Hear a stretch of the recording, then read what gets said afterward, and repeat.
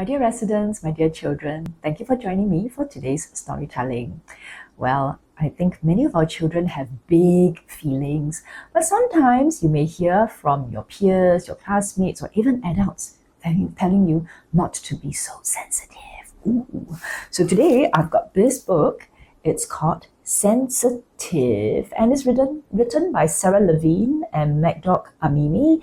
It talks about a little girl who has big feelings, and let's find out what we can do about those big feelings. And it's not just a little girl thing. I think many adults sometimes we also suffer those challenges. Okay, let's read this together. You are too sensitive, said everyone. Sometimes someone yelled, "Stop being so sensitive," as if it was something she could control. Look, this could happen in the playground. There she is sitting all by herself. But it wasn't. You feel way too much. There is nothing wrong. And look at our poor little girl here all by herself. Some people told her to change. You need to grow a thicker skin. But no one gave directions for how to do that. You feel way too much. Get lost, it isn't a big deal. Stop being so sensitive. All these hurtful words. She tried not to let them bother her, but all these words, they somersaulted around inside and pressed up against her heart. All these words surrounding her heart, going into her heart. Oh,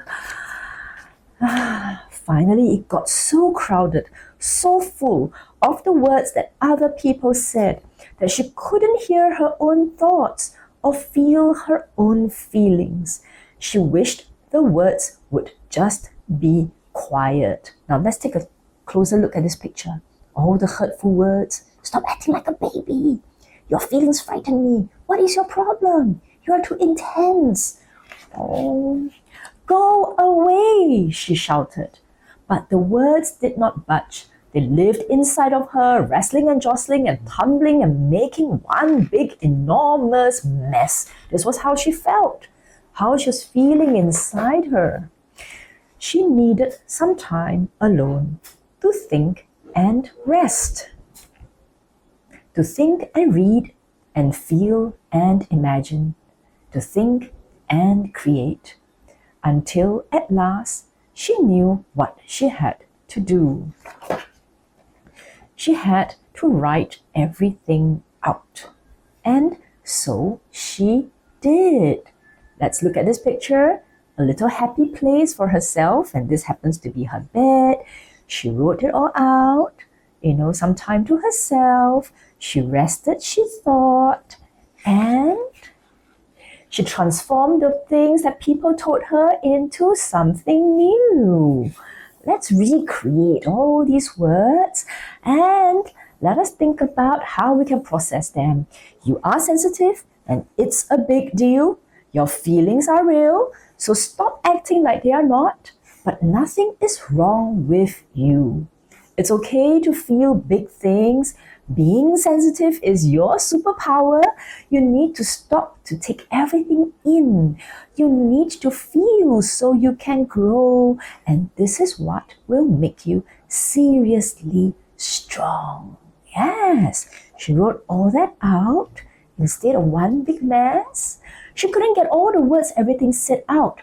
But what was left no longer bothered her so much. Yes, in her own little happy place, doing something that she enjoys, right? Being with nature, being with flowers and grass and flora. And what did she find? She found joy. There she is on her own, drawing, enjoying nature. And think about it. When your feelings are too big, maybe let's do what our little girl did, which is turning all those words into something, processing it, to think and read and feel and imagine, to think and to create, and to let it all out to turn it into something positive, because there's nothing wrong with feeling those big feelings. So there you have it, a book about, well, being sensitive, but let that not be a weakness. We all have areas that we're sensitive about, children, students, adults, but we can turn that into a source of strength. I can do that, and I think you can all do that as well. So thank you, and I hope you have a fantastic day ahead. Thank you.